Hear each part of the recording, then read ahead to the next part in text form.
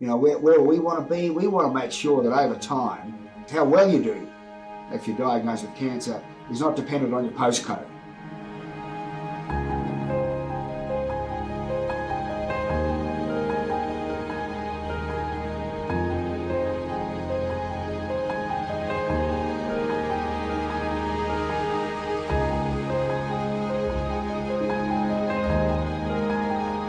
So prostate cancer now is the most commonly diagnosed invasive cancer in this country. I mean, each year in Australia now, there are around 25,000 new cases of prostate cancer diagnosed.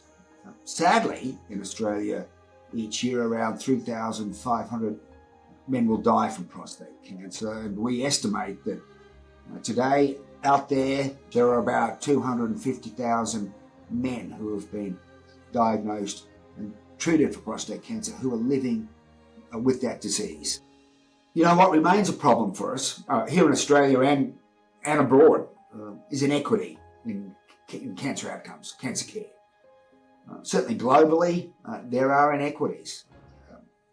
Much of those are driven by socio-economic and development issues.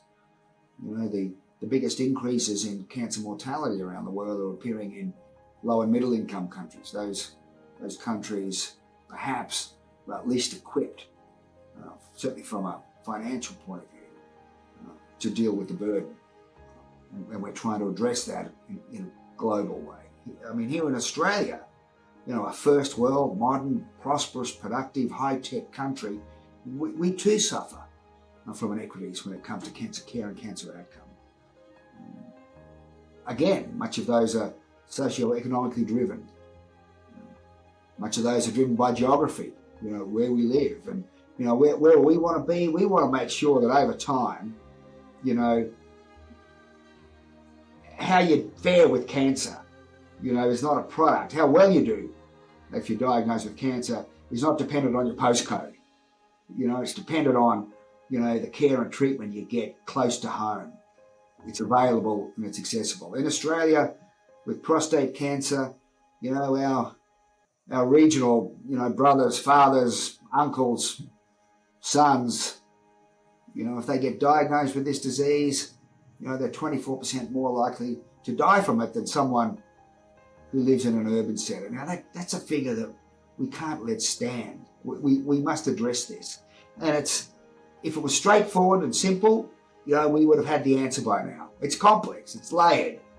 There are a whole range of reasons about this. But, there's some terrifically good news in there as well. I mean, what we're looking for is a world where there are no avoidable deaths from prostate cancer. Our 5-year survival rates in Australia for prostate cancer were around the 60% mark 30 years ago. Today in this country, we are among the best in the world. We have a 95% survival rate at 5 years for prostate cancer.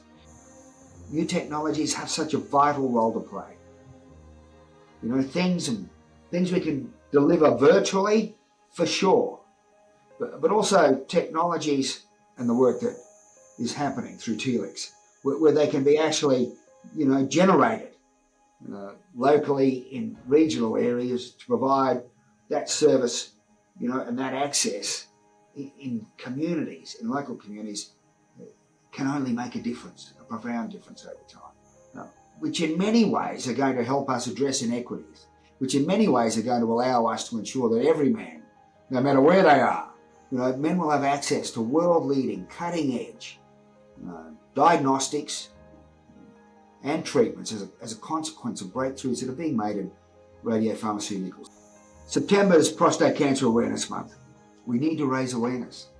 We need to make sure that the community out there and that individuals making up those communities understand prostate cancer, are aware of it. And for men out there to understand their own risk factors. Take some action, understand your risk factors, take some health responsibility, make some choices that will improve your wellness.